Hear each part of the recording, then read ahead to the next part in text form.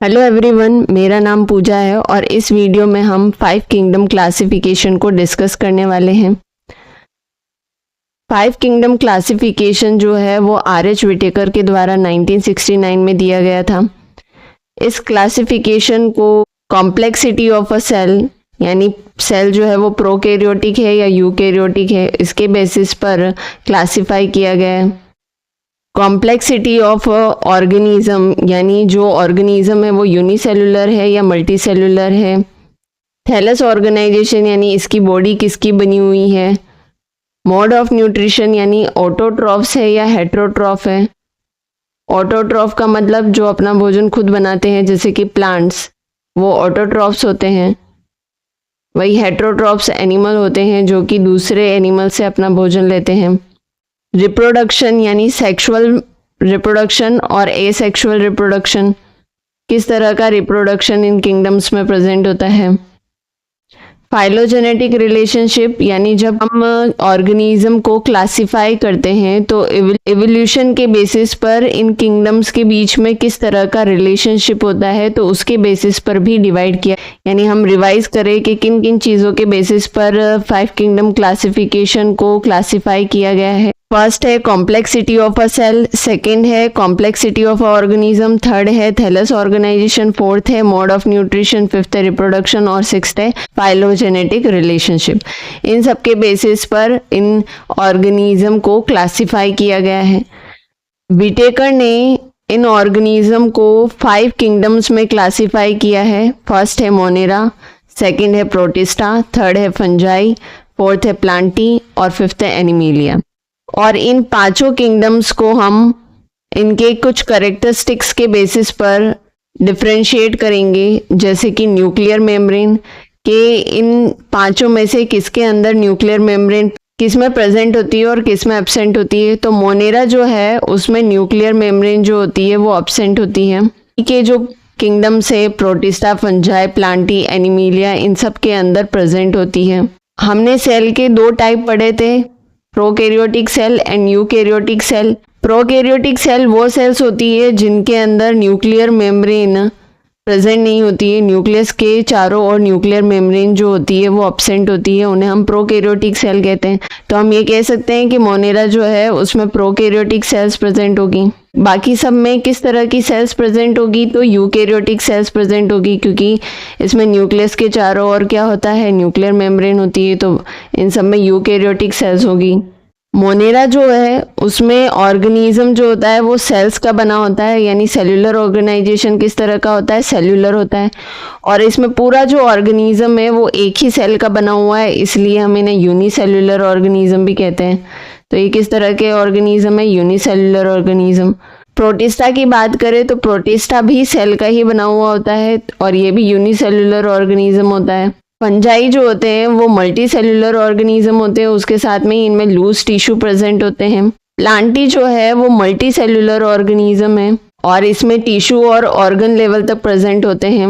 Animalia जो है वो भी मल्टी सेल्यूलर ऑर्गेनिज्म है और इसमें tissue, organ and organ system present होता है। जैसे कि हम एक एग्जाम्पल लेते हैं, जो अमीबा है उसके अंदर एक सेल जो है वो डाइजेशन, एक्सक्रीशन, रिप्रोडक्शन, सारे फंक्शन जो है वो एक ही सेल के अंदर कंप्लीट हो जाते हैं। वही एनिमल्स की बात करें तो उनमें जो ऑर्गन्स है उनमें डाइजेशन कंप्लीट होता है, तो उनके लिए स्पेसिफिक ऑर्गन्स प्रेजेंट होते हैं। तो एनिमिलिया तो कैसा होता है, मल्टी सेल्यूलर ऑर्गेनिज्म होता है और इसमें ऑर्गन सिस्टम लेवल तक प्रेजेंट होता है। मोड ऑफ न्यूट्रिशन की बात करें तो मेजर हमने बताए थे autotrophs and heterotrophs. Autotrophic mode of nutrition जो है उसमें भी 2 तरीके से वो अपना भोजन बना सकता है, कीमोसिंथेसिस की प्रोसेस से और फोटोसिंथेसिस की प्रोसेस से।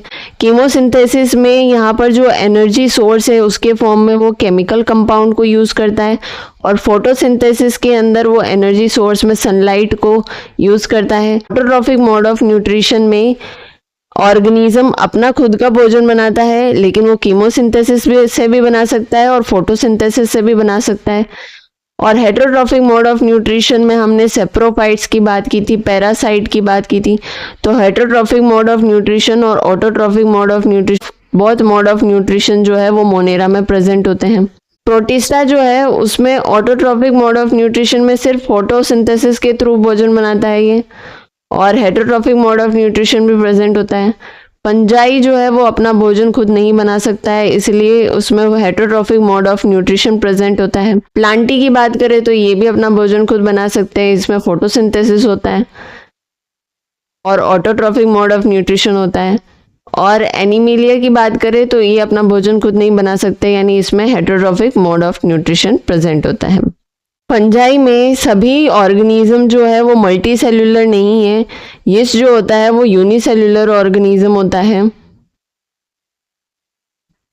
5 किंगडम क्लासिफिकेशन के कुछ एडवांटेज भी है और कुछ डिसएडवांटेज भी है।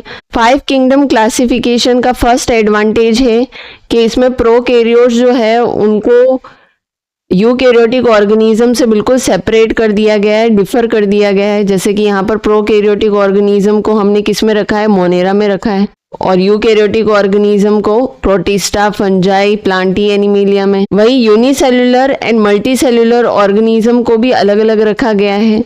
जैसे कि प्रोटिस्टा और मोनेरा एंड प्रोटिस्टा यूनिसेल्यूलर होते हैं और बाकी सब multi cellular organism. Initially fungi जो थी उसको प्लांटी में रखा गया था, लेकिन फंजाई में मोड ऑफ न्यूट्रिशन जो होता है वो हेटरोट्रॉफिक मोड ऑफ न्यूट्रिशन होता है, इसलिए फंजाई को हमने सेपरेट किंगडम में रखा गया है। इसके डिसएडवांटेज क्या है? तो फर्स्ट है कि यूनिसेल्यूलर जो एल्गी है उसको प्रोटिस्टा में रखा गया है, वही मल्टी सेल्यूलर जो एल्गी है उनको प्लांटी में रखा गया है। सेम ऑर्गेनिज्म को एक ही किंगडम में रखा जाना चाहिए, यानी एल्गी को एक ही किंगडम में रखा जाना चाहिए, लेकिन हमने उनको यूनिसेल्यूलर और मल्टी सेल्यूलर एल्गी के फॉर्म में डिफरेंशिएट कर दिया है। There is a diversity in kingdom Protista. Kingdom Protista में हम अमीबा और पैरामीशियम को भी रखा है, जो कि अपना भोजन खुद नहीं बनाते, यानी हेटरोट्रॉफ है। उसके अलावा यूनिसेल्यूलर एल्गीज को भी रख दिया है। तो प्रोटिस्टा में बहुत ज़्यादा डाइवर्सिटी प्रेजेंट है, तो ये इसका डिसएडवांटेज है। थर्ड है there is no place for virus, lichen and viroid, यानी इस क्लासिफिकेशन में वायरस, लाइकेन और वायरोइड को किसी भी किंगडम में नहीं रखा गया है, तो ये इसका डिसएडवांटेज है। अगर आपको ये वीडियो पसंद आई हो तो इस चैनल को सब्सक्राइब करें और इस वीडियो को लाइक और शेयर करें। Thank you.